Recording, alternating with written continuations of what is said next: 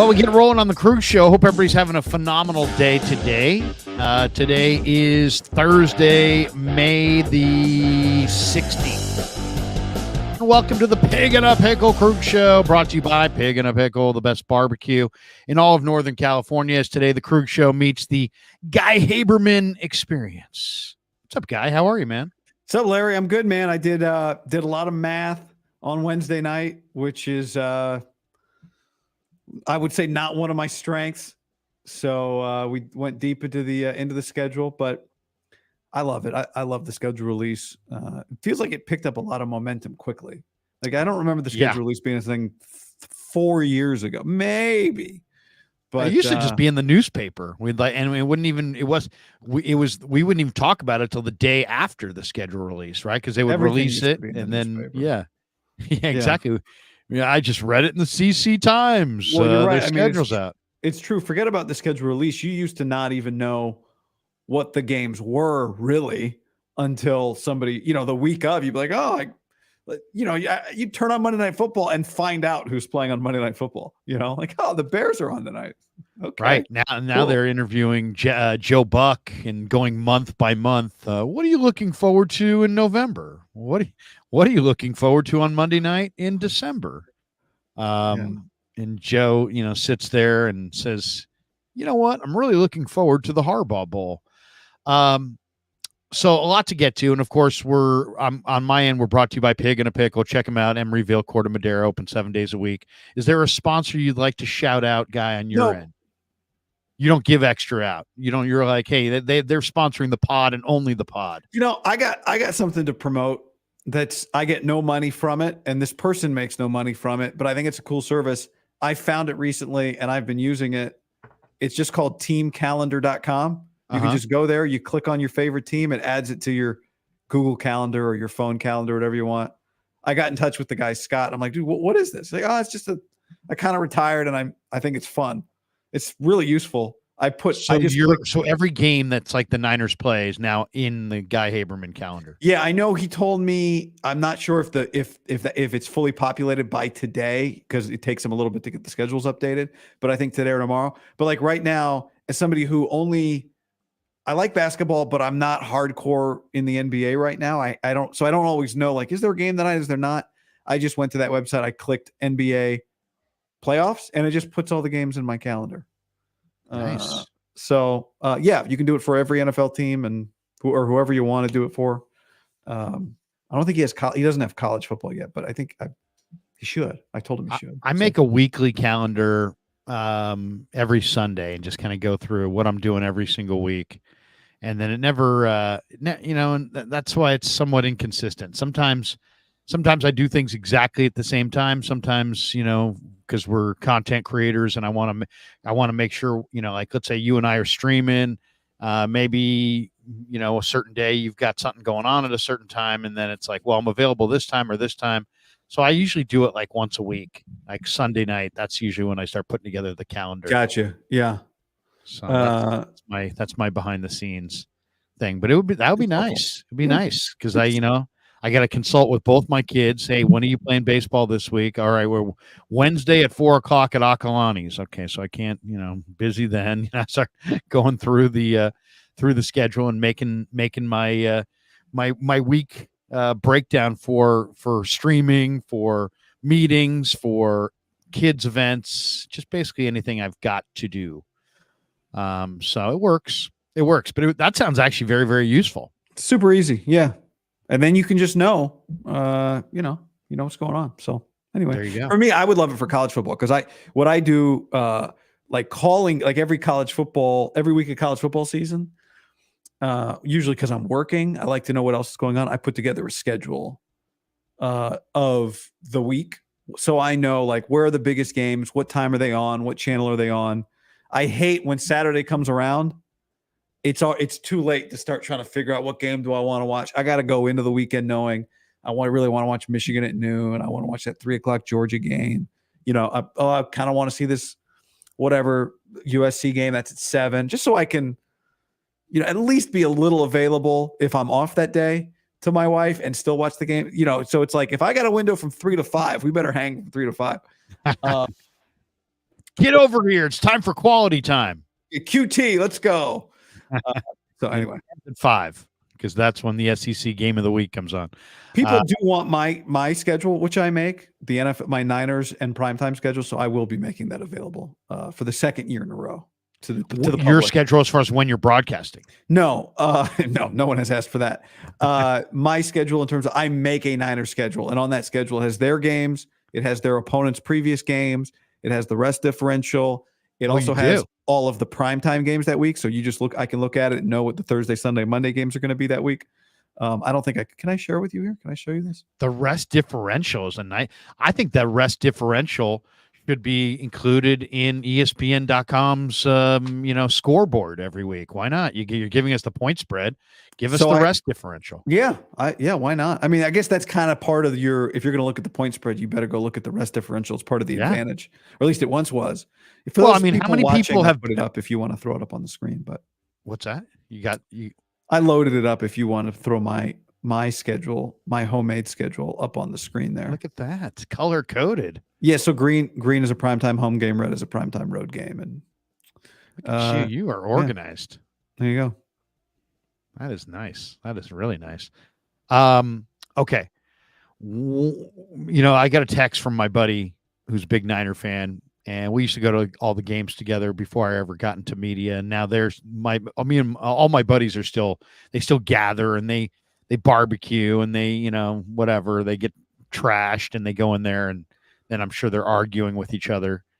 If times haven't changed, they're doing the same things we used to do, which is drink too much, maybe do other things as well. And then you get trashed and somebody's fighting usually by the end of the game. But he sent me a note. He's like, does the league hate the Niners? They play 4 teams coming off a bye, which I guess is the same as last season. It is. So Niners have a rest disadvantage against Kansas City, Dallas, Buffalo, Seattle, and Arizona. KC is off a bye. The Niners in that KC game will have played the previous Thursday. So KC will be coming off a bye, but the Niners will be on longer than normal rest as well. But you tweeted out that the net difference in rest day differential with the 49ers, you first put it out at -16. Now you're saying it's -23? -22. Yeah, I put it out at -16. Schedule came out at 5. I went live at just before 6. And I put that whole schedule that I just put up on the screen together in that hour. And so in my rush, I missed a couple of the Niners opponents that are coming off a Thursday game. So for example, one team you didn't mention there, the Bears game, the Niners are also at a -3 rest differential because the Bears play the previous Thursday. So it all adds. And Josh Dubow sent me a message from the Associated Press. Josh is very he's one of my cross checkers for Guy Football Focus when it comes to Niners OTAs and camp practice grading. So he'll be cross checking me on Brandon Allen versus Tanner Mordecai this year. But he said I had -22. Double check it. So I double checked and he was right. So -22. It's the difference from 16 to 22 is that it now goes from less than last year to more than last year. Last year the Niners had a rest differential of -20, which was most in the NFL. And their 4 teams they played last year off of buys was also tied for the most in the NFL with the Rams. Okay, and then it's funny. There's so much discussion about this, and then invariably there'll be somebody on Twitter who's like, "All you whiners, what do you leave it alone?" And then and then they'll pick some example of a game where the 49ers had a rest disadvantage that they won, and some other example of the 49ers had a rest advantage and they lost, and it all means nothing. And all I would say is nobody's coming unglued about any of these things. We're just observing it as an observation. But whether you're pro Niners, anti Niners, whatever, put that aside for a second and just discuss this. I did quality control.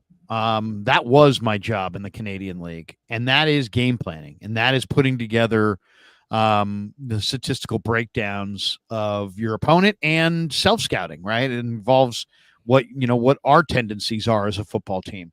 And it all is cooked up into the game plan. And I'll just tell you, as somebody who did the quality control, that time is of the essence. And the old saying that time is money, time is vitally important.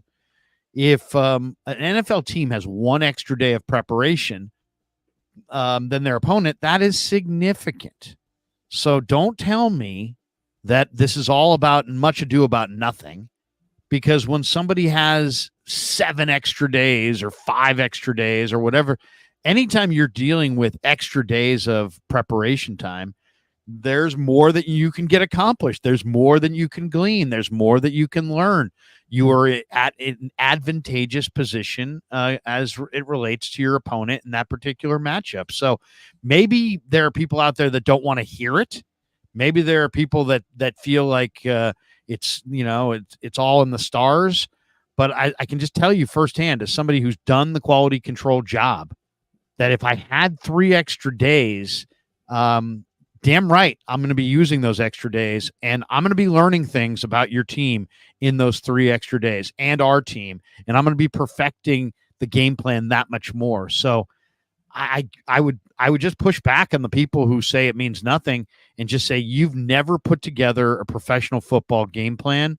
You've never been a quality control coach, and you don't understand the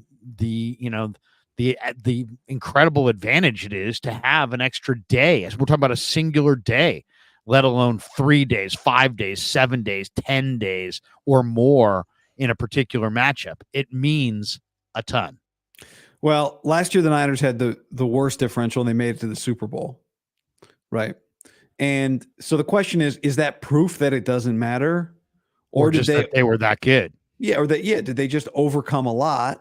In the end, they were a 12-5 regular season team. That's good. That's really good. It was good enough for the 1 seed in the NFC. Really could have been more like 13-4 because they lost week 18 to a Rams team, right? Yep. That had Carson Wentz and nobody really played in that game. But I just want to add this, Larry. So since I saw there was a bar graph going around from ESPN that was the worst net rest differentials since 2002. Okay. For any game, any singular game? For any season. So teams that had the worst season differentials, right? So like the 2024 Niners are tied for the third biggest differential in the last 23 years. 23 years. Okay. So I didn't go through the whole graph, but I just took, it turns out there's 15 teams in that span that have a negative net rest differential of minus 15 or more. So last year's Niners and this year's Niners are a part of that. So those 15 teams with the biggest differentials, here's what happened. 7 of them missed the playoffs. 8 of them made the playoffs. Of the 8 that made the playoffs, Niners last year being one of them, and of course the Niners went to the Super Bowl, so they got farther than any other team. And this is the biggest negative differentials. Yep. Okay. Of those 8 teams that did make the playoffs, so 15, 7 didn't, 8 did make the playoffs. Of those 8, 3 of them got to a conference championship game. Niners are the only one that won a conference championship game. The 2002 Titans and the 2014 Colts were the other 2 that just made a conference championship game. But to me, what stood out was the Niners' 12 wins last year were the most wins of that group. And the average win total for those 8 teams was only 10.25 for the playoff team. So you had a couple of 9-win teams in there. So not great. You're not. Does this mean you can't have a 14-win season or a 13-win season? And we're talking about 17-game seasons now. But can you have a 14-win season if you're going to be on this list? I don't know. I think what you said earlier, I agree with, in the sense that and maybe I even think maybe I'm not as far with you in terms of how much it matters, because I do agree fundamentally that it matters. What it really translates to, I'm not sure. You know what I mean? I definitely I'll put my line in the sand on this. I don't think the NFL hates the Niners or the league has it out for the Niners. I don't think that. The 49ers being good is good for the NFL. They've got them in 6 primetime games, like most in the league. Them and the Jets and somebody else in Dallas. Is that what it is? Dallas, the Jets and the Niners. Yeah. I mean, They don't hate the Niners. Okay. Right. The Niners are one of their cash cows. They are. And I think the other thing to keep in mind, there are some major wins on the schedule for the Niners. Number one being, I think, they don't go to London. They could have. They could have been sent to London. The Niners have some requirements, as we know. They don't want to play day home games at the beginning of September, right? Right. So, like, there's a lot. They don't have a 3. They don't have 3 road games in a row in any stretch. Or home. They don't have a 3-game stretch where they're home or road. So, which I don't know what the social calendar is for Al Guido, but sometimes that's good. Sometimes teams don't want that because maybe they have a concert or something they're trying to fit in to a weekend, right? So, open dates aren't necessarily bad dates for stadiums. Open football dates. So I do think there's some good stuff in this schedule for them. Their Seattle game on the road is early. I checked last year, mid-October, it was like mid-70s. Now it can also be 51 degrees. Who knows what's going to be in Seattle? I mean, they got a major break avoiding, the Florida teams until November, until later in the year. I mean, people always talk about, oh my God, you have cold weather games. You're going to have to go to Buffalo in December. Okay. I mean, that's bad. But to me, the one that gets talked about a lot. What doesn't get talked about is you're going to have to play in Miami in September. You're going to have to play in Jacksonville or Tampa in September. And you're a West Coast team that's been practicing in, 75-degree temperatures, 80, 90-degree temperatures, but no humidity. And now you're walking into a place that's ridiculously humid in the hottest time of the year. I saw week 1, it's Miami and Jacksonville. That sounds about right. Make those Florida teams play each other in the early part of the year, because it's a major disadvantage going into that kind of humidity early in the year. Guys cramp up, the way teams practice now. They don't bring it for, there's only 3 preseason games. They're not putting their regulars out there in the first game for more than a series. They're not putting their regulars out there in the third game at all. So, and they're usually playing the regulars only into the third quarter in the middle game. So, and they practice, you get into a Miami game week 1 or a Jacksonville or a Tampa game week 1. You get to that third quarter, your offensive line, those guys are starting to cramp up. That's a major factor. So I like the fact that the Florida teams are both later in the year. My conclusion here is I don't think they got screwed, but I do think it's something that they just have a lot less rest than their opponents. Now, I do think when you dive into it, like the Chiefs game, like you said, could be worse. Playing the Chiefs off a bye, to me, is almost worse than the rest differential, because we know Andy Reid's incredible. I don't know. I don't have it, but whatever. Yeah. It's like 16-2 or something. Yeah, if you're on a bye and they were on a bye, Andy gets the advantage. The Dallas game is at home. There are parts of this schedule that are really good for the Niners, but are just not new information. Like, you play Dallas and Kansas City and Detroit at home this year. We just already knew that stuff. So it's not part of Wednesday's discussion, but it is part of what makes the schedule good, is that some of the really good NFC teams they play, I mean, Detroit and Dallas are at home. The Jets are a home game. These are all things that are out of this is just part of the rotation. Well, not Dallas. Dallas was part of the first place crossover game, but there are a lot of good things in the schedule. And the other thing, Larry, at Packers, at Bills, back-to-back, November, December. Somebody from Milwaukee texted me or DM'd me yesterday and said, it's actually not that bad of weather here, late November. They said, you really don't want to be here in May. That's when you don't want to be here. Well, that's for somebody who lives there. I mean, whatever it is in November is the worst day in San Francisco for the year. Well, I mean, but I know what he's saying, though. The Green Bay game was pretty bad here. I've been in Chicago in November around Thanksgiving. Chicago can be, you're talking about 30s and, 35 degrees, something like that, but not, what's rough is January.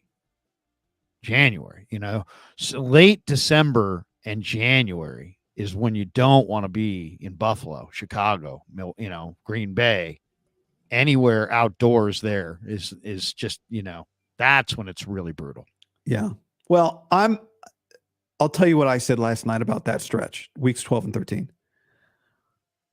From a schedule standpoint, you don't like it, right? You don't want to have to go to Green Bay and then go back to Buffalo, and Buffalo's coming off a bye. That's tough. From let's see what these guys are made of standpoint. Let's see what Brock Purdy's made of standpoint. I think it's pretty cool. Let's throw up some roadblocks and see, is it going to be raining in Buffalo? Is it going to be cold? Let's see what he does. That might be a valuable experience for him, Yeah. So my son and I did a stream last night. We went through the schedule, and he had the Niners as an 11-win team, or he had the Niners as a 12-win team. He had them as 12-5. I had them at 11-6. He said the over-under in Vegas was 11.5. So we were pretty much right on the money. Did you do that exercise of going game by game? And it's such a futile thing and I always rip it when, other people do it, but it almost feels like, okay, it's almost like obligatory. All right, the schedule's out. Let's go through it. But and I know it's all dependent on who's healthy, and you're not going to know that, at this point. So, or, even like a lot of people are like, oh, game of the year, Niners Lions. That could be a dog meat game. That could be a game where Goff doesn't play and Purdy doesn't play and nothing gets decided. It's so late in the year that you just never know. I mean, Niners Rams in week 18 probably looked good on the to somebody, and then all of a sudden it was Carson Wentz against Sam Darnold when it actually came to be played. But did you do an exercise game by game, and what kind of record did you give for the 49ers? I did it with like very quick snap judgment, put little thought into it and just run through it and just kind of see like, what are the games they should win and what are the games that are kind of 50-50? Maybe you give it to the opponent. Where do you end up? That's how I like. You always got to project one loss. Yeah, I mean, where it's like true. It makes no sense. I mean, but that's hard to project. So the way I always like to do it at the first pass is like, what are the games you should win? And then the 50-50 games, I make them a loss. And then we see where you're at, right? And then we know maybe you'll win some of those 50-50 games, and maybe you'll lose one or two of the weird games. But so to me, when you do that, like this team's got to win 12 games. To me, they got to go win 12 games. Yeah. All right, let's 11, go. 11 would be a disappointment. Let's do it quickly, and I'll give you what I said and what Kev said, and we'll go with that. We'll go down quickly. Here we go. Jets week 1. Kev and I both said Niners win. I'm not going to give them a loss till week 7, so you can skip ahead if you want. Okay, so I said the Niners win in week 1 against the Jets. They win in week 2 against the Vikings. Kev had them winning as well. I said the Niners would lose week 3 against the Rams. He had it as a win.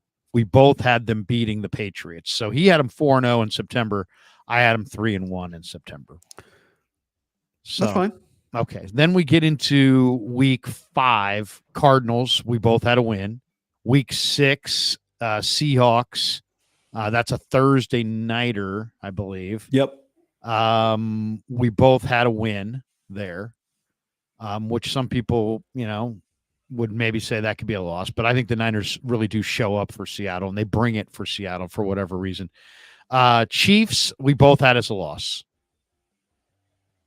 Both had the Cowboy game in week 8 as a win. Mm-hmm. The week 9 bye, of course. Week 10, we both had the Niners beating the Buccaneers on the road. Did you? Yep. Were you there? I'm with you. Week 11, Kev said loss against Seattle. I said win. At home. Week 12, and this is now the road game in Green Bay. We both put down a Niner win, even though, on paper, that could be a very tough game. We both had a Niner loss in Buffalo. Wait a second. You've got them 9-3 right now. Yeah, I have them. I have the bottom falling out towards. Oh my gosh, Larry. Yeah. So like I have them beating Green Bay. Did you have them losing to Green Bay? No. Beating Green Bay. Did you have them losing to Dallas? No. Okay, so but you had them losing to Kansas City. Yeah. Okay, so so now we are in, that was Green Bay. Now we're at Buffalo. Kevin and I both said loss. Yeah, great. Okay. That's week 13. Now we're in the tail end of the schedule, week 14. Now, I put down, Kev said win against the Bears. I put down a loss. Now, the Bears have a really good defense. I think the Niners are going to lose, probably a game to somebody they should not lose to this year. And I think the Bears, that could be a perfect trap game. You're going to have real physical games, I think, against Seattle, Green Bay, and Buffalo. And, I think you're going to go 2-1 in that little stretch. And then I think there's going to be a letdown.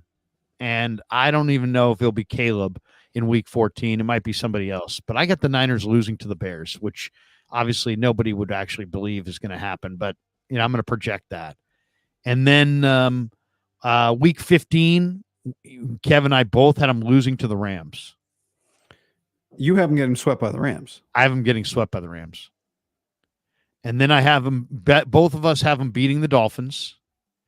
And then both of us have them losing to the Lions and then beating Arizona to finish the year. So basically my losses are the Lions, the Lions, the Rams, the Bears, the Chiefs, and the Rams again. I have the Rams again. So I have them losing one. That's too many. That's too many losses. Losing to the Rams twice, losing to the Bears. That's 3, 4, 5, 6. I have 11-6. Being 11-6. They won 12 games last year. They should have won 13. They could have, not should have. Maybe they could have won 13 the last game of the year.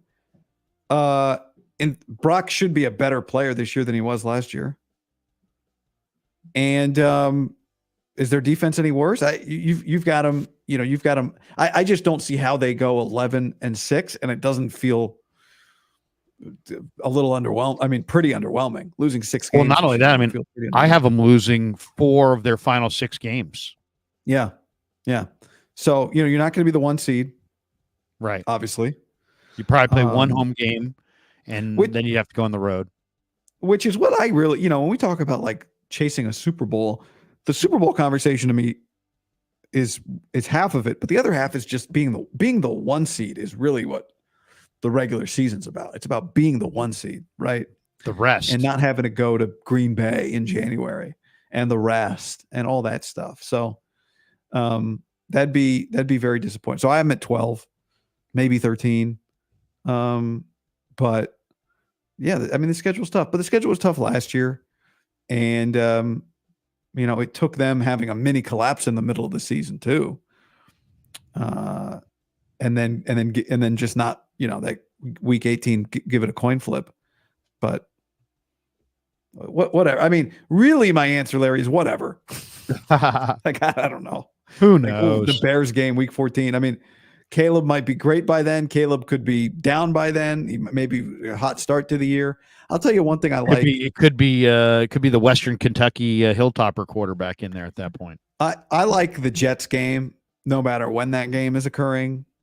I think the Jets are in for a weird year. Just strategically, I like it early before, Aaron has. Maybe Rodgers will be better week 5 than he was week 1 coming off the Achilles. But they I also think, have 3 new offensive linemen or 2 new offensive linemen. I mean, 2 yeah. I mean, the Tyron Smith and Olufashanu. They've added a lot of pieces. Did you see this story from the Jets reporter Connor Hughes of SNY that the Jets tried to not replace Nathaniel Hackett, but kind of shadow replace Nathaniel Hackett? Not knowing much about him other than my parents bought their house in Davis from his dad, his year at UCD. Watching Hard Knocks, I did not think was his finest hour. Like I agree. it was not impressive.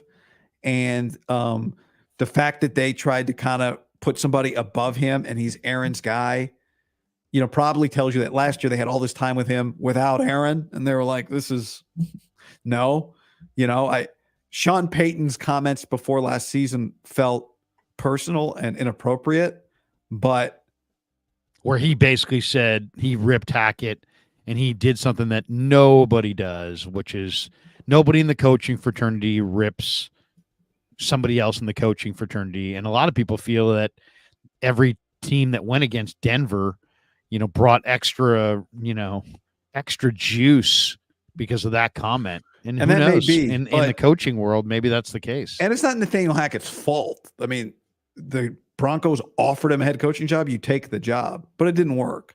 And it didn't feel like watching last year that he's about to become, I just don't see that. So there's some weird stuff going on with the Jets. There always is. This is weird. Like the fact that they basically, for people who didn't see the story, they tried to hire like a assistant head coach that would actually kind of be Nathaniel Hackett's boss as the OC on the offensive side. And it didn't happen, but that's a weird spot. So anyway, I like that game early, but I'd also like that game late. What I like about it early is I think there's going to be so much attention on Brock. There already is. The closer we get to the season, the more there will be. And by playing Aaron Rodgers and the Jets, you do put a bright light on the Niners, but they get to kind of share that week one load. Aaron will get plenty of the talk that week also, right?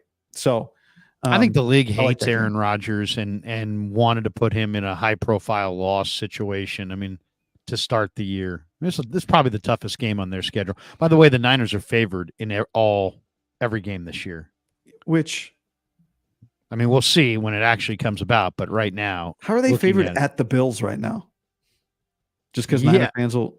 I don't know. I mean, a lot of it's based on just trying to get Niner fans to, get that handle to people to bet that thing and try to engage as many people as possible. I always wonder, because Vegas in Nevada is so close to, Niner country. I mean, the Niners were favored to win the Super Bowl over Kansas City. Kansas City had Mahomes and the better defense. So, I mean, that was bizarre. That one to me was more bizarre than the Niners being favored in every game this year. But yeah, that Buffalo game, Green Bay on the road. The Niners are favored to go into Lambeau in late November. And well, I mean, I know what the playoffs look like with them in Detroit and Green Bay. The Niners are a better team than the Packers. They should be. Doesn't mean they win the game. They were last year well against them. Yeah, they were last year. I think they will be again this year. Yeah, but I mean, Green Bay's got a lot of young players and they are getting better. So good Luke coach, Musgrave. Good, I mean, they've got great Jaden Reed, all those receivers, Dobbs. I mean, they're all young, getting better. So I don't know. Green Bay to me and Detroit are the two teams to look for to take see which one can take a major step forward. I overall thought the Niners schedule was fair. I mean, it's like, I like to having the Jets early. I like the fact that the schedule in the first part of the year seems to be favorable. I mean, you never want to have that ridiculously rough beginning to your season, because it shapes the way the whole year goes. I mean, the Patriots game is a very, very winnable game, as is the Jets game. And then Rams and Vikings. I mean, I think it starts off nicely. I don't like the fact that the Niners have a rest disadvantage against, the Kansas City, against Dallas and that kind of thing. But, somebody's got to have the advantage. Somebody has to have the disadvantage. I like the fact that they are getting the Florida teams, the Buccaneers in week 11 or week 10, I should say, for the Buccaneers, and the Dolphins in week 16. So, I mean, those games easily could have been early in the year. And those, I think, if you got to play Miami in September, that's really rough. So overall, The bye's in a good spot, right? Week 9, good spot yeah, for the a week bye. 9 bye, I got no real issue with the week 9 bye. I think that makes, you want a middle of the pack kind of a bye situation. It is interesting though. Somebody tweeted out the number of times each NFL team plays an opponent coming off their bye. The Niners have 4 teams off the bye, most in the NFL. Colts are second. They play 3 games against teams off the bye. Seattle, New York, Washington, New Orleans, Miami, Denver, Tampa play 2 games against teams off the bye. And then you've got Minnesota, Green Bay, Cincy, Baltimore, Carolina, Atlanta, Tennessee, Jacksonville, Buffalo, the Jets, the Patriots, and the Eagles. So as far as the Niners are concerned, Philly, Green Bay are probably their big challengers in the conference. Plays 0 games off teams coming off their bye all year. Niners have 4 games against teams coming off their bye. Yeah. So that, that the schedule maker's doing them no favors there. That's for sure. No, and the other thing is the Packers-Bills stretch. That's Thanksgiving week. Now the Niners don't play on Thanksgiving, but that's a complicated week for for human beings, for families outside of football. So that's just another part of that. I'm sure the players looked at that week and went, oh, you'd love to be home at least one of those days, certainly the day after the weekend after Thanksgiving. But there are things that these other teams have. Kansas City, as an example, Kansas City's playing on Christmas Day. It's a Wednesday. Would you trade all of these? Would you trade 3 teams coming off byes to get a Wednesday Christmas Day game after you played the previous Saturday? Would you want that? Would you I mean, like watching how bad? Would you rather go to London and play on Christmas Day Wednesday, do both of those things as opposed to this? I mean, there's just trade-offs to all these schedules. Oh, I know. There's nothing's going to be totally overly positive. I will say this: I kind of felt like if I'm going to play on Christmas, like the Niners did against the Ravens, I think it's a major advantage to be the road team. Because otherwise, the road team's doing what the road team does, and they're just pushing Christmas off. Now, their families get screwed because the dad's not home for Christmas. But as far as the Niners basically tried to do it both. They're trying to do like, hey, we're gonna have Christmas with our families, and then we're gonna try to play that night. It didn't. They looked really bad in that game against Baltimore. Now, how much of that was Baltimore and the game plan? But Baltimore stayed in a hotel. It was a regular road game. The Niners, I don't know what their plan, what their exact thing was. I think they stayed in the hotel, but I thought some of these guys did Christmas morning, and then because it was a night game. I'm pretty sure they stayed in the hotel, but then were allowed to go do Christmas morning with their families, and then had to peel away and go to the game. So I don't know. I mean, it just seems to me that that's really hard to do. And football is such a violent game. You're going to sit there and, be having eggnog sitting around the tree in your pajamas, watching your babies open up gifts, and then somehow get in game day mode. Just 2, 3, 4 hours later. That seemed difficult. Yeah. So I think if I'm going to play the Christmas thing, I want the Christmas thing on the road. I'll tell you one thing I thought when I first saw the schedule was, man, I sure love the way week 1. I mean, week 1 is going to be awesome. I mean, first of all, you get the rematch of the AFC title game. Baltimore goes to Arrowhead. And then you get Green Bay and Philly and Brazil. And those are 2 of the top contenders in the NFC. And that's a Friday night game, right? And that's a Friday night. That could be really cool. I'm really eager to see the Brazilian crowd and what kind of reaction there is. I bet you are. Yeah. Yes, exactly. I want to see the Brazilian women excited about Green Bay and Philly. But no, but then the Raiders Chargers, the Harbaugh debut game, that's going to be fun. Rams Lions, I think could be a very good matchup. I mean, you're going Stafford against Goff, 2 guys that were traded for each other. Jets Niners on Monday Night Football. I mean, to me, those are 5 games that I want to see that weekend. I want to see Harbaugh's first game. I want to see the game in Brazil. I want to see Niners Jets on Monday night. Want to see Lions and Rams. Want to see Baltimore, Kansas City. I thought week 1 looks really good. Yeah, I'm with you. I mean, there's a few weeks that really jump out. That's one of them for sure.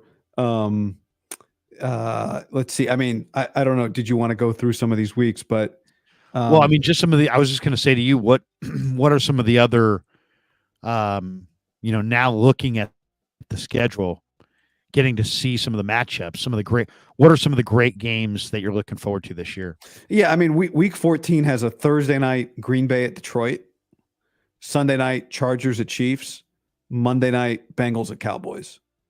Bengals at Cowboys, I think, is a cool game. Just kind of feels like a game we don't get a lot. Obviously, the Harbaugh Bowl, you mentioned that. That's a good game. Yeah, the Harbaugh Bowl is going to be good. Baltimore at the Chargers. This is the Harbaugh Bowl 2, and that's week 12. That's Thanksgiving weekend. And that's a Monday night. Yeah. Yeah, Monday nighter to wrap up Thanksgiving weekend. We get John on the road in LA against Jim in his Chargers. That could be a hell of a game. I'm looking forward to Baltimore at Buffalo in week 4. In Buffalo. I think that's going to be a good game. I'm looking at Bears Texans week 2, Caleb Williams against CJ Stroud. Well, I'm looking at that one. That could be really good. Houston, you bring up Houston. Houston's interesting because they kind of got as the league put it, the Detroit treatment from last year, where you go, this is trending in the right direction. And the Texans get 4 primetime games. Obviously, they could get flexed into 2 more potentially. They're in on Houston. We get Houston at Dallas. I'm too. We get the Bears Texans game that you're talking about. Detroit at Houston is another good one. And I think is it Tennessee? What's the other one? Well, that Houston Dallas game Baltimore, is week 11. Baltimore at Houston Baltimore at Houston on Christmas Day is the other game. So Kansas City Steelers. Kansas City got the headline for Christmas, but the better game is Baltimore at Houston. So who's Kansas City playing? Pittsburgh. So how many games are there on Christmas? Because isn't it usually Dallas and Detroit involved in a game, and then but you've got there's 2 or 3? 2 games on Christmas Wednesday or on Thanksgiving. You're saying on Christmas? I'm talking about Christmas. Yeah. Okay. Yeah. Yep. So I was thinking Thanksgiving. Yeah, I mean, there's a number of good matchups. I mean, week 14, you get to see Kirk Cousins going back to Minnesota. I think that could be kind of good. I think it's interesting. Late October, you get Bears at Commanders, and you get the first 2 quarterbacks in the draft, Caleb Williams and Jaden Daniels going head to head. To answer your question, sorry, Larry. To answer your question, the Thanksgiving is Bears at Lions, which again, there are years where you go, oh. This year, maybe not one of those years. Yeah, I'll watch Giants at Cowboys. This is the NFL did Giants at Cowboys, I think a couple years ago, and got one of their biggest rating numbers ever. So they're going back to the New York market. Yeah. Division game. And then this is a game where you go, ooh, for Miami at Green Bay.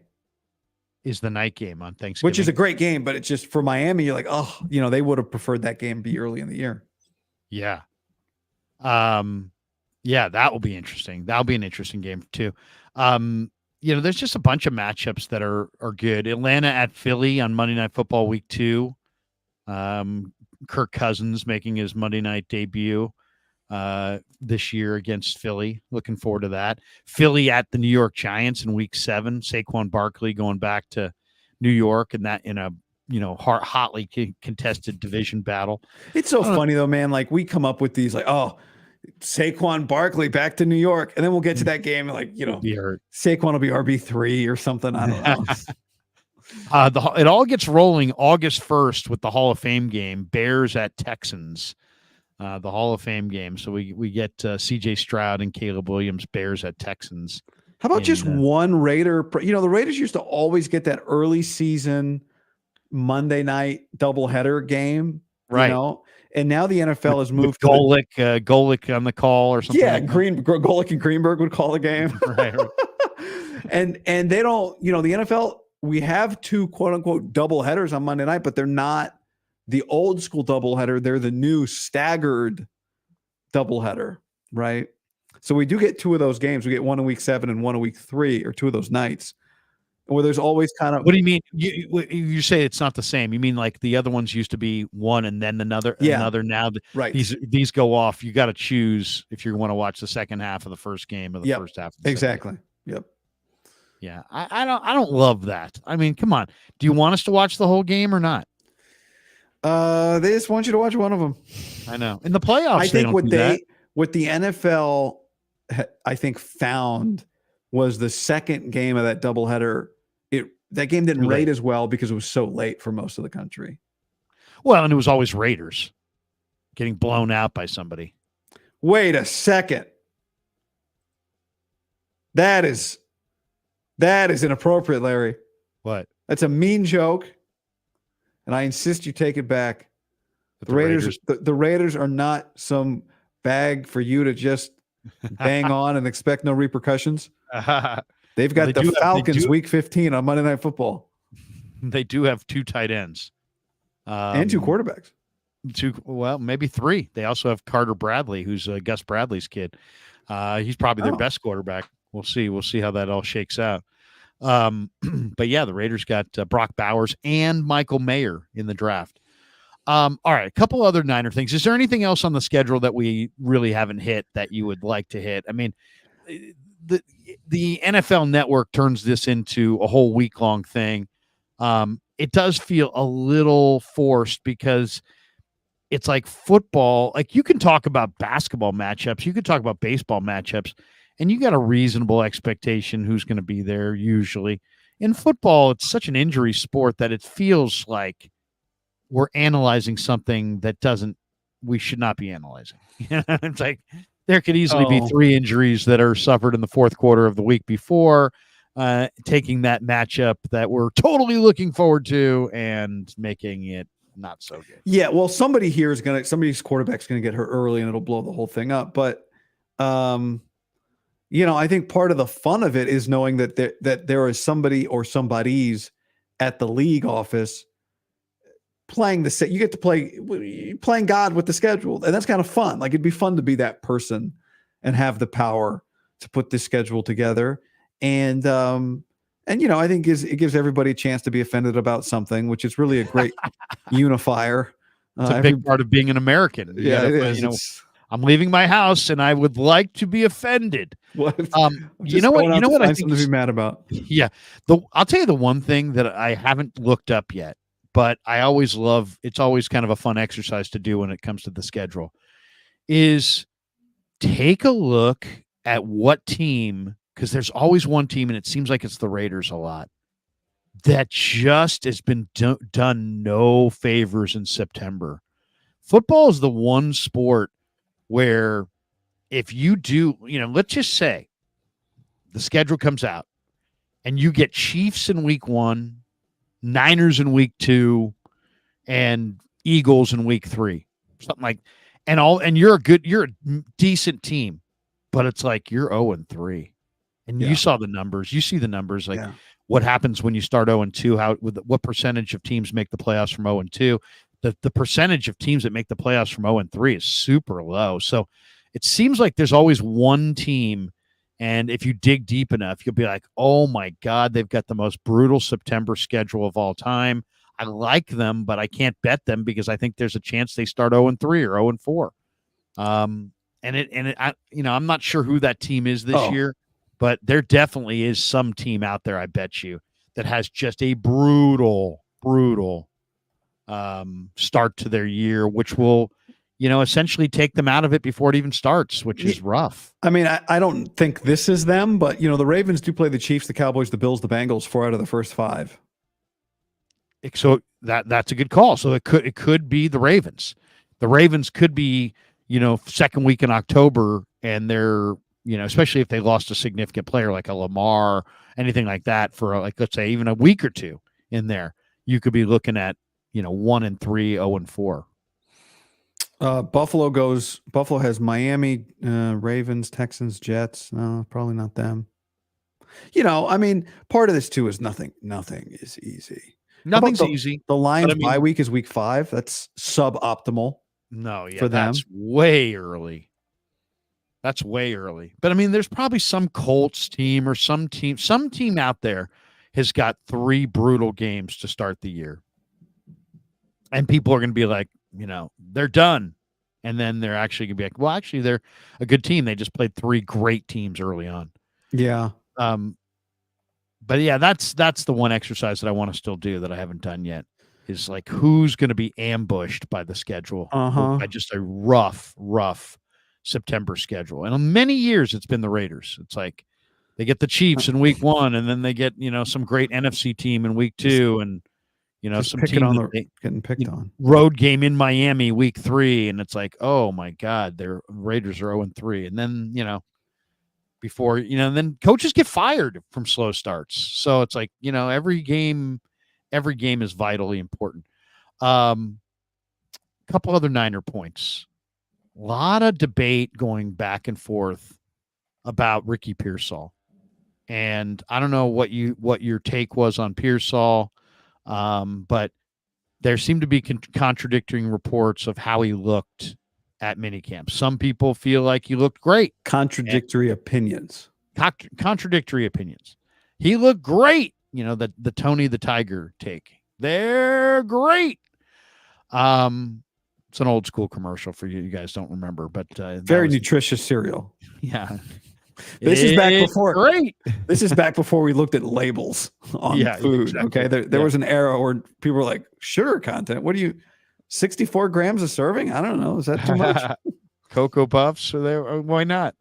Yeah, seriously. That's when I bring home Cinnamon Toast Crunch from Costco. Oh no. My wife grabs it and puts it like aside and like makes a return trip to Costco to return it. Yeah. Seriously, like a big box. Yeah. Well, that's like a double box. You get the double trouble. box. It's a great cereal though, but she's just totally anti. But as far as Pearsall, what was your take on draft day? What was your take after having seen him? You saw him moving around in minicamp. Well, some people had the take of, what? He's great. He looks great, and he's going to be great. And other people are like, hey, they threw him 4 balls. He didn't catch any. I was less than impressed, and I'm very, very concerned. I had a more nuanced take, but what was yours first? So I was not there. I wasn't able to go to rookie availability. So right. I didn't see him in person. But you saw some of the footage, I'm sure. Yeah, right? I saw some of the footage, but I know, like, I've been to these things. Like, you can come out of there with some feeling. And I've seen what David has said about him. I've seen what you've said about him. I watched you and Grant talking about him the other day. And I would say, like, I liked the pick by the time we got to the end of the first round. I think the Niners are well served by getting a player who has produced. Now producing in college is different than producing in the NFL, but what all that adds up to is a player that I think should have a fairly high floor for them. He's not going to turn into Justin Jefferson. I mean, he's not. He's probably, the odds are very much. I would not predict that he turns into Brandon Ayuk. The question is, are you okay with that?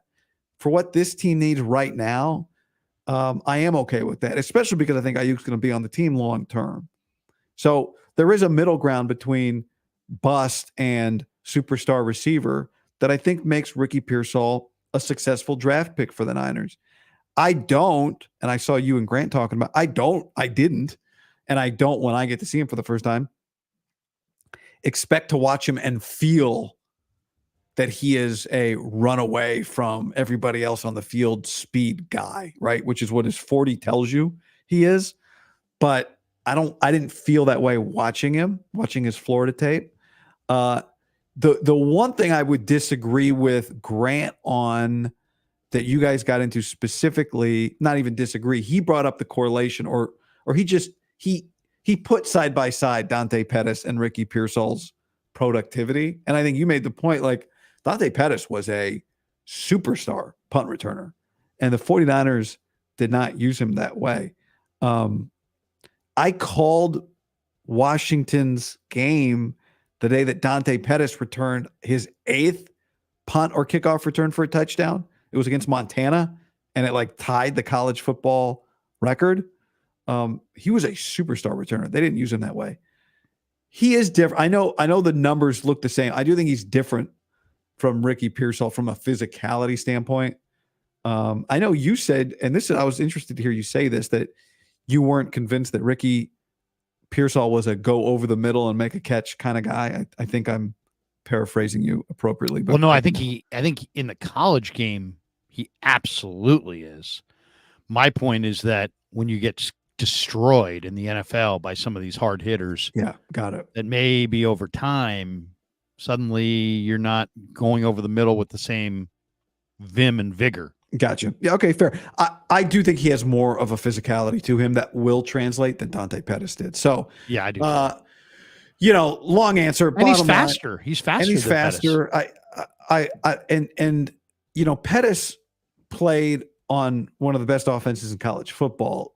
Pearsall has played with a rotation of less than spectacular quarterbacks. Pettis was part of the 1-2 punch with John Ross. Those two guys caught like 40 touchdowns between the two of them. So Pettis had another guy on the field with him to draw attention. Ricky Pearsall really didn't. He was the clear number one target on that Florida offense. So, again, I like him. I think he's going to be a good player. I don't think he's going to look like a top-tier superstar receiver. And I think that's probably okay. A lot of people got mad when I did a comparison video and I compared him to Danny Amendola. And everybody's like, you hate Pearsall. It's like, no, you don't realize how good Danny Amendola was. Yeah, you hate Danny Amendola? Well, I'm just like, Danny Amendola played 14 years. Danny Amendola won 2 Super Bowls. He led the NFL in kickoff return yards one year. Tell me this. Do you think they are athletically similar? No, because when I looked at the profiles, Amendola, I think, had a 27-inch vertical. This guy's got a 42-inch vertical. Okay. So, they're totally different. Amendola was a ground-bound game. But where, I was on the sideline for Rams-Niners in the Harbaugh era when Danny Amendola was a Ram and Carlos Rogers was just having the hardest time sticking with him. Just because Amendola would work, he'd turn you into a pretzel. He had great footwork, great stop and start, great head and shoulder fakes, great short area ability to create separation, and did. But then, like Amendola, he would give Carlos Rogers, a little stutter and go, or a little pivot route, and he doesn't know if he's going in or out. And if it was all short area and he was schemed up with the timing of Brady's release, or in this case, I think it was Goff's release. I think he was playing for Goff at the time. Maybe not even Goff. Who was the Rams quarterback during the Harbaugh era? I forget. But I think maybe Bradford, maybe? I don't know who it was. But maybe it was Goff. No. He freed himself up. He freed himself up in the short area all the time. But then once he got into the meat and potatoes of the length of his route, okay, so now he's at the line of scrimmage and he gives him a little shimmy, and now he's, a little stop and start, a little quick shoulder fake, and Carlos Rogers gets left, and now Amendola's got, 3 steps on him, but now he's taking it upfield, and Carlos is in a trail position. Well, Carlos used to close that ground in the trail position because he was just faster, even though he was a veteran and Amendola was kind of a younger player at that time.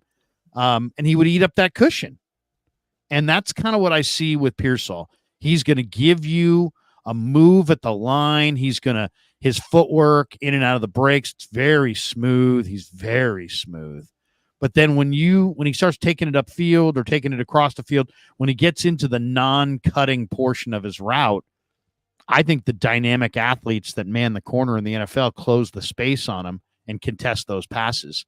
So, like, if he's in total lockstep with Brock Purdy, I think it could be a Stafford to Puka Nacua type situation. Somewhat prolific, somewhat difficult to stop. Little choice routes, little stuff within 5 yards of the line. Quarterback's throwing it with anticipation. Ball's coming out pre-break. A receiver turns around. Boom. Good luck defending that. But if you make your move and now you're running 10 yards down the field with the corner. I don't see that extra gear from Pearsall. I think NFL corners have that extra gear for the most part and are going to be able to eat up that cushion on the length of the route. So my big question is, can he maintain? I know he can gain separation. I've seen him, and I saw him. I watched enough of his Florida stuff to see him do it against really good corners. Which wouldn't you say that's the hardest? That's the biggest skill that an NFL receiver needs. Especially, that's the skill that rookie receivers usually lack. Is like they can't get off the line. They don't have enough moves. They don't have the right footwork. They're not as refined, and they're not as precise. They're not as explosive in and out of the break. This guy shows all that. He shows all of the things, the head and shoulder fakes, the body fakes, the stop and start, getting his hands turned and around at the right time. And he's got it. He's got several traits that you say, oh my God, this guy looks like a 5-year vet, But then my big concern is when you get into the length of the route, do you maintain that separation, or is now the corner on you because you really don't have that extra gear that once you beat him, to keep beating him, he's got that extra gear to close it. So that's my first concern. And the other concern is just that I know he's going to operate in the middle of the field, and I know he's going to get picked off. Now, a lot of people have countered and said, Krug, you're talking about an NFL from years ago. There isn't that kind of physicality in the middle of the field anymore. And I would say there's less of it, but it's still there. And it's just like, what happens when like the Niners run across the middle of the field like they freaking own it. All their guys. There's not one guy that they have that doesn't run across the middle of the field with total confidence, to the point where you think that that's the way the game's played across the league. Then you watch other teams and you realize there's lots of receivers that run across the middle in a really kind of a tentative way because they were looking kind of around for that starch hit. JJ, Debo, Ayuk, Kittle, CMC, these guys don't do that. They don't do that at all.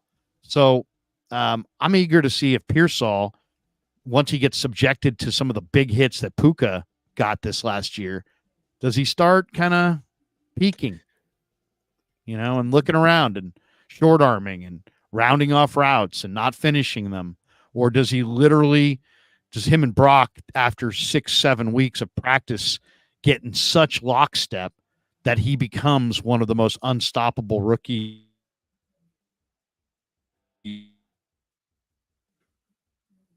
I think you muted yourself. You hear me now? No, now you jumped to whatever your problem was earlier before we started streaming. Hold on. The mic jumped. Well, Larry's, I did want to react to that, so this is a perfect time for me to jump in. The beauty, if you have any questions about whether or not Ricky Pearsall will be, ready to answer the bell of what it means to be an NFL receiver, he's got to stay pedal to the metal, because Jacob Cowing's also here, and Jacob Cowing is it kind of feels like a darling of sorts for a lot of people coming into this 49ers preseason. So there's not going to be any room to be the guy who isn't willing to go over the middle, who isn't willing to take a hit, who isn't willing to try and get some yak after a catch and extend a play, who isn't willing to block, obviously. I mean, that's a prereq. There's no room for that. And, I maybe in another situation, you could step in if you're the young guy and go, they got Debo, they got Jennings, they got Ayuk, they got McCaffrey, they got Kittle. I'll just kind of hang back, do my thing from the back of the room. When the opportunity comes to me, I'll be ready, but I'm not going to push it because those guys are going to get all the touches. But you can't do that on this team because you're fighting for, Ricky's making the team, obviously, but you do have to earn it to some degree. And you're going to have Danny Gray and Ronnie Bell, but then you got Jacob Cowing, who is a lot like Ricky Pearsall in the sense that he's a very productive player. He's been waiting for his time. He's played a ton of college football at 2 different places. And, they know what it's supposed to look like. They know what it takes. They know what it's about. So I don't see a place for Ricky Pearsall to not be the kind of guy that has to fit in. I don't think I can. Am I able to? No. So I can't click. This is Larry originated this stream, and he's gone right now. So I can't just go in and click on somebody's comment. But hello, I'm back. Oh, hey, sorry about that. That's fine. I was just saying I don't worry too much about it with Ricky. Even though he's a first round pick, has to look over his shoulder because Jacob Cowing is there too. Yeah. So you gotta be the guy that goes over the middle. You got to do all that stuff. A lot of people like Cowing. I really like Cowing. The draft was a couple weeks ago now. What would you say as far, and now that you've had a couple weeks to not just, maybe see, think about it, watch more film on these guys, or maybe see other people's reactions to the pick.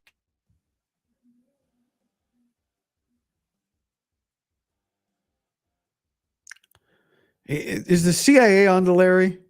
What happened? What? Now you froze. Now you're back. I was frozen. You're frozen. Sorry about that. No, not sure what's going on. I don't know. Maybe the internet provider is like, enough with this. Is your 7th stream today. We've got to regulate this guy's usage. Cut his mic. Cut him. Take him off. Give him the hook. I mean, yeah, the receivers, obviously, the running backs, of course, Garendo and Schrader. So I don't know. I mean, Mustafa, Green, Mustafa did look amazing in the minicamp. I will say that. I mean, he really did look good. How big does he look on the field? He looks very thick. I mean, he looks kind of like a small linebacker, Could he play some linebacker? He might be able to play some linebacker. I'll say this. He's very, very confident. He moves very confidently out there. He definitely is a guy who, when you look at him, you're like, oh, I don't know if that guy's going to be able to play coverage because he's kind of thick. And then you see him move, and he moves so confidently, and he looks confident even down the field, that I kind of think that he might be their best safety as far as, free safety options between Brown and Hufanga and him. He might be the best. Come on. Free safety between the three of them. Because, Hufanga is not. Hufanga ran 4.7, something like that. And Jair Brown, I think, is definitely a productive interceptor, but his coverage is just okay. I don't think it's super tight.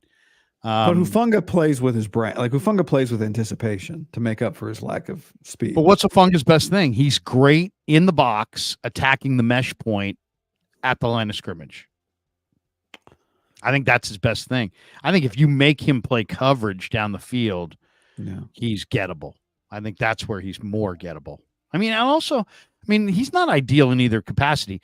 A lot of people, I think in some ways, Hufanga's overrated from the standpoint of he had some big games. People see the hair, they see the Palomalu thing, the SC connection, and they're like, oh, this guy's Palomalu. He's really a smart player, but he falls off some tackles. So it's not like he's just absolutely a powerhouse tackler. He doesn't run anything close to the way Palomalu ran. See, Palomalu was a 4.3 guy. This guy's not that fast. He's really, really, really smart, but he's not like this all-world cover guy. So, if you fall off blocks at the line of scrimmage and you're not that smart, you sit there, or you're not that, you're not that fast. It's to me, it's like, okay, so you're not going to be a great free safety in a zone where you're playing the cover 3 and you got the single high and you're the field safety covering all that grass. So then he's got to be up on the line of scrimmage. But then Jair Brown, I think, is better up on the line of scrimmage than he is at free safety. And I think probably Mustafa is too. So I think that's going to be very interesting to see who plays free safety for the Niners. Oh, this is the way they like it too. At this point, we have to say this is by design, right? That they have. They love physical, hard hitting guys. I know for sure. And you know what? I'll say this: Lynch has got a good eye for it. They have physical, hard hitting guys that all have good instincts. I mean, Jair Brown has got good instincts. So your 40 time doesn't matter. I mean, Hufanga's proof. Your 40 time doesn't really matter that much at safety. It matters a ton, though, at linebacker. It matters a ton at corner. But at safety, there's so much about read and react and processing that if you process correctly, if you read the play correctly, if you flow towards the football, you're going to be useful. Some guys run great, and to me, the guy the Niners had a few years ago, Tarvarius Moore, guy was 6'2" and he ran 4.32, but he took terrible angles, and he clearly just wasn't a safety. He had to play corner only. And not only that, I don't even think he could play off or zone. He had to play kind of press man up on the line. That was like what he was comfortable doing. But he was big, strong, fast, and the scouts, I'm sure, pounded the table and said, this guy's 6'1", and he runs 4.32, and he's got long arms. Yeah, but how are his instincts? And if you've got poor instincts and you're flowing in the wrong direction, your speed actually works against you. Actually, in the wrong, I run 4.32, but I'm running the wrong way. Okay, great. You're further away from the play than you are to the play. But anyway, speed wise, I'm a little concerned about what the Niners have at free safety. But if you said, give me the guy that you think makes the big impact, I would say it's Mustafa. Maybe Cowing, but Mustafa. All right, last question from me, which is what I titled the video, or at least what I put in the thumbnail, which is, shall they overcome? Whatever you think of the schedule, there's all this other stuff too. Okay. So maybe you think rest days matter and all that, however much you think it matters. Can they be the 1 seed in the NFC again this year? No doubt. No doubt. They have Brock Purdy. Brock Purdy plays at a really high level, and he seems to play at a really high level most of the time. I mean, he didn't play great against Baltimore. He's maybe had a couple other games that were not great, but for the most part, he plays pretty good football, and they have weapons. The question I would have was, do you think they're better than they were a year ago, or are they worse? I think they might be better. You think they're better? I think they might be. I mean, their subtractions Armstead. Right. People. It's funny when people talk about their subtractions, they'll say they've lost a lot on the D line, and then they'll go Armstead, Gregory, Chase Young. But Gregory and Chase Young are more big names. I don't know that those are big losses, and I don't even know that those are even downgrades, because I think Floyd they weren't might on be the better. team this time last year, so they were, whatever. They were not. They were additions and then subtractions, so it's a net neutral. I mean, whatever. They upgraded at that spot anyway. The other thing you do have to acknowledge, I should add, Dre Greenlaw they lost Dre Greenlaw for now at least, right? Yeah, we don't know for the year most what that's likely. going to look like. Yeah, that's a loss. Here's you don't the think big he's question. coming back, or you don't think he's getting back to Dre Greenlaw even when he does come back? Well, you know what? God, I hope, there's always is he diminished question, right? Because it's a major injury. But he suffered the injury on February the 7th or 11th or whatever it was. So that used to be a career ender. Then it was a year-long injury. If modern medicine is getting better, and it's not a career-long injury and it's not a year-long injury, okay, still, don't you think he's not coming back until Thanksgiving, right? I don't know. I mean, to me, if he's back on the field before Thanksgiving and returns to anything close to what he was, we have taken steps forward in modern medicine, because this guy blew out his Achilles in the Super Bowl, right? I mean, that's pretty amazing. I think the big question. I mean, we have taken steps forward in modern medicine. Yeah, but there's other to that degree though. Get healthy. Yeah. Here's my main question with the Niners. Going at, here we are, middle of May. Main question. Okay. They weren't good against the run last year. They got gouged and gashed in the preseason. Couldn't stop Aaron Jones. Couldn't stop Detroit's run game. Got pushed around in the Detroit game quite a bit. Then they lose Eric Armstead and Dre Greenlaw, and may not have a Fonga to start the year. You could make a really compelling argument. Those might be three of their best run defenders. And yet how, is the Niner run D going to be better now that they move from Eric Armstead to, Jordan Elliott and Malik Collins? And they moved away from their defensive ends for Floyd and Yatir Gross-Matos. I mean, are they going to be better against the run, or are they going to be worse against the run? Well, first of all, I don't know. Healthy Eric, they lost an unhealthy, less than 100% Eric Armstead. If they lost a healthy Eric Armstead from last year, I think that'd be a different story. But I mean, he had to have been affected he was affected. And then even when he played, he had to have been. Like, I thought he showed a lot of toughness trying to play, but he never looked like 100% version of himself. So, that because of that, I think the odds that they're better against the run are good. I think they're better. Larry, we aren't losing to the Rams 2 times or the Bears. Well, I know, but you know what? Weird shit happens in the NFL. So I mean, to me, you got to project a little something that's just ridiculous is going to happen because it's just the way it is. I would say this for the Niners, and I know we got to jump here. I think they're better at quarterback because Brock has a full off season. I think they're definitely better at running back because they just added 2 good running backs and some guys that I think can really play. I think they're deeper and better at wide receiver. Tight end, I can't really comment on because I think it's probably a push. I think they're probably better at offensive line. We'll see what Pooney and Nugent and Mays and Kingston. Todd Husak was on with me. He loves Kingston. He thinks Jarrett Kingston was a great pick. So we'll see. And he definitely strong. There's no question. Kingston's strong. But I mean, I think they're deeper on the offensive line. I think they're better on the defensive line because I think Floyd's better than the defensive ends he replaces. And I think the 2-for-1 trade gives them depth with Elliott. And you're right. There were some chronic injuries there that Armstead was battling, so he was a little bit diminished.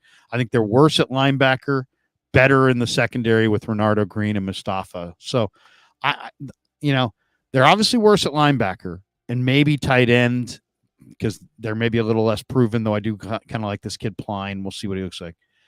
But the rest of the team, I think, is better. So I think collectively, if you said Niners off season, are they better? Are they worse? I would say they're a little bit better, like not dramatically better, but definitely a little bit better. Yeah, they might be a little better at the other corner spot too. A little deeper, right?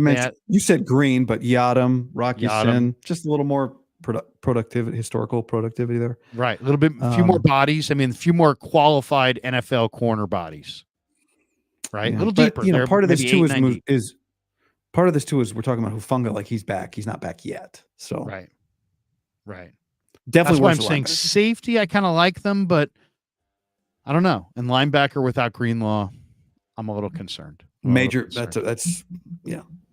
All right. Hey, on the way out the door, the last question that people debated all week was your impressions of Sorenson. Did you have a good or bad impression of Sorenson? Do you, after listening to Sorenson speak and listening to what he said about the run D and Staley and everything, do you feel good, or are you a little nervous about Sorenson? I feel fine about Sorenson. I've been to a lot of press conferences, seen a lot of coaches talk. I've watched them talk on film. I think you can learn a lot from watching people talk. I think you can learn more watching them in person than watching them through a screen. You really pick up on things in person, and I was not there, so I watched some of what he said. I didn't care that when you asked him why he got the job, his answer was like, you'd have to ask Kyle and John. But then he gave an answer. Then he did give an answer. He's like, my proximity to the defense, and I know the guys, and I know the D. Yeah, well, I would say I think people were on proximity sounds like, well, it was convenient, right? Like that's what I happened to be in the room when they were making the decision. Yeah, I was just there, and they were like, somebody grabbed the wheel, and I'm like, okay, I got it. I was here. I knew where the wheel was. Yeah, exactly. I'm kidding. But that didn't bother me. I think a lot of defensive coaches almost all, not all, but almost all defensive coaches want to be perceived as like low ego, no BS guys. But not all of them actually are the no ego, no BS guy that they want you to think they are. And I'll say what I like about Sorenson. If becoming a defensive coordinator was going to change him, it doesn't appear. He's wearing the same hat, the same shirt. He still hasn't shaved. Or maybe did he shave? I don't think he shaved. I don't know. He had the hat going. Shanahan wears the hat. Yeah, look, man, it's you can't, when you coach the guys that these Niners coaches coach. That's why I always thought like it was pretty eye-opening when Jeff Hafley, who was coaching like some really good players on that, like Richard Sherman. Like, is Richard Sherman going to be listening? Who is this guy? Who is this Kyle guy, Jeff Hafley? You can't be full of shit when you coach veteran players and winning veteran players, especially. Right. So I think there's a certain, I think there's a certain threshold that just to have been on this staff with the responsibility Sorenson had, that he surely has already crossed, of just like being a substance guy. He strikes me as a substance guy. Not everybody is a substance guy. And I think that's important. Now, he's got to be a smart guy. In-game adjustments, that stuff's really critical. How was he under pressure? We don't know. But I thought I like him. I like him. I think he's got a shot. You know, I think a lot of times you can get caught up in the new coach with all the sayings. And it's like, I don't care. That stuff doesn't translate to coaching success. So I appreciate that he kind of is who he is and is comfortable with it and doesn't feel like he needs to tell everybody why he's the right guy for the job. They gave him the job. He's going to do the job. If they hadn't given it to him, he would have kept the other job. But since they gave it to him, he's fired. He's going to do the job. Like I know, and I felt a little guilty of low maintenance. I felt a little guilty asking them that question because I know the answer. You know what I mean? I usually like to ask questions that I don't know the answer. I know the answer. The answer is the players liked him. He knows the defense. They like Chris Kasarik. They wanted to maintain that continuity with their defense. If they had gone outside the building, you got another guy brought in to coach somebody else's defense with somebody else's D-line coach, somebody else's linebacker coach, somebody else's secondary coach. You know, I think if you're going to get true buy-in and have a situation that is healthy and works, I think you have to have a guy, if you're going to go continuity and go with it from within and don't ask somebody else from the outside to come in, learn your system, adapt to everything. And then when it doesn't go well, it's like, well, we'll just blame that guy.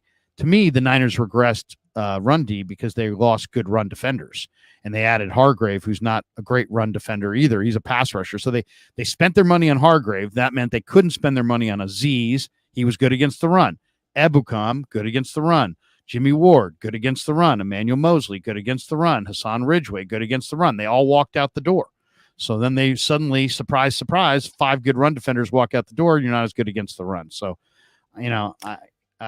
I think it's personnel. I think it's personnel when you win. I think it's personnel when you lose. I think it's personnel that caused them to regress against the run. And if they're better this year against the run, it won't be because of Sorenson or his plan. It'll be because of the, not the X's and the O's, the Jimmies and the Joes.